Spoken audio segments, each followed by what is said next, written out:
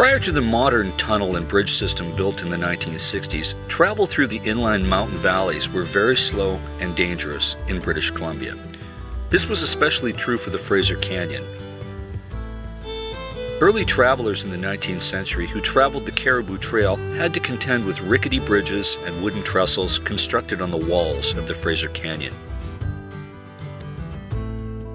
Later, much of the Caribou Trail was replaced with a rough road prone to landslides and dotted with hastily completed tunnels that would often leak.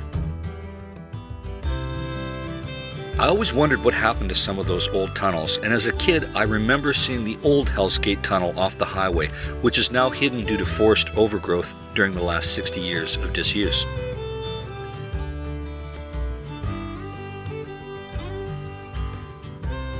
So I finally got off my butt and pulled over and hiked a few short minutes up to see the old Hell's Gate tunnel. I believe this is a picture of what it looked like during some time maybe in the 20s and 30s. So let's see what it looks like today. This is the old abandoned Hell's Gate tunnel.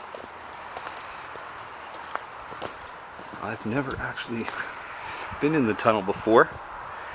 But I do remember as a kid in the 70s and even into the 80s, you could see the openings of the tunnel from the road, but the growth of the forest has stopped that from happening. But pretty interesting. I'm surprised they haven't sealed it or fenced it off because of liability.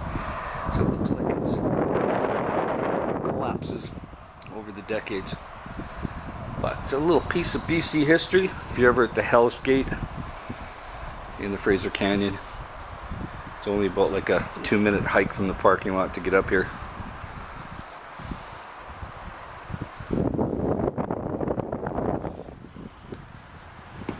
Pretty windy through the tunnel. Pressure difference between the both sides of the tunnel. And there's the original roadbed.